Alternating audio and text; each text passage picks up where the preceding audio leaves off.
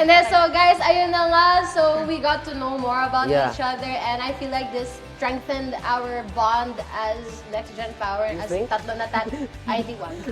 So as a group, and I'm really happy, and I just wish good luck sa atin. Sa Yes, susunod na good luck round. naman sa atin. Once again, this is Martin Miguel. This is Kay Cabonada. And Dahug Reza, and we are The Next Gen Power! Good morning po. Good morning, Miss Jai. Good morning po. Fine naman po. Gwapong-gwapo Ay, thank you po. Pagkapasok po doon, nakita ko lang po unang-una si Coach Jai. And Hindi ka na tumingin sa paligid mo? No, wala na po kasi akong alam. Ang alam ko po lang kasi talaga, rehearsal lang po. Si Coach Jai and si So nag-focus Sir ka Ian lang kay Miss Jai. Nag-focus lang po. Hindi mo ako nakita na nandun ako sa, No. sa booth. Ha? Kala mo ba solo? Ayun. Super unexpected po kasi ng pasabog ni The Clash. Parang hindi ko na po alam kung... Alam mo, ako rin, hindi ko rin alam kung ano yung mga... Oh! Kuya John Rex! Hello! Hello! Hello po! Hi, brother. Hi. Nagulat na lang po ako nung pagkalingon ko. Nasa tabi ka. Nasa tabi na po. Thank you so much po na bibinigay niyo po yung parts ng highlights na song po sa akin para i-perform ko po. Yeah. And alam ko naman po na this is a duet, but this fight is for the both of us. So, I will give my best po talaga. Alam ko kung gaano ka kagaling, kaya ka nga nandito ngayon sa round na to.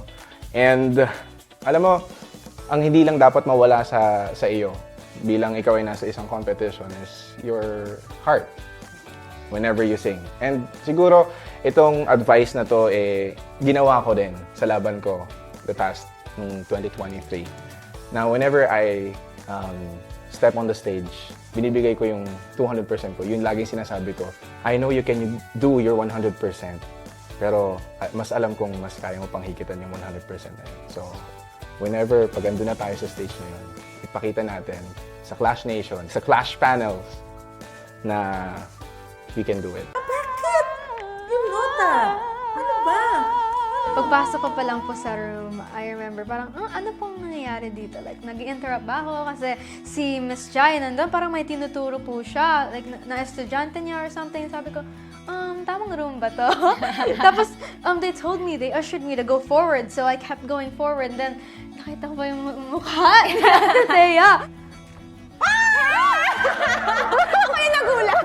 Knowing that I'll be like singing this duet with Ate Thea, I just felt so honored and so humbled. And Wow! yeah, I'm so excited for how like we're gonna be doing this performance together. Naalala ko, iniisip ko pa nga, what if baka hindi niya naman ako kilala? Ganon? Or, syempre, malaki din yung pressure para sa amin na dating clashers to come in and to duet with them. Kasi, di ba, makaka-apekto kami sa kung paano yung magiging progression nila dito sa competition. Nung narinig ko yung mga bali niya with the song, naano ko na agad na, okay, she's an intelligent singer. Siyempre, I'm here to make you shine.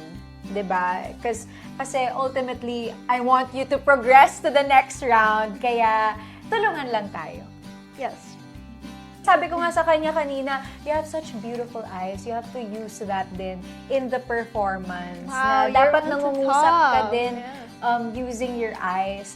And so I'm excited na ako yung kasama mo dito sa round na to, singing an OPM song.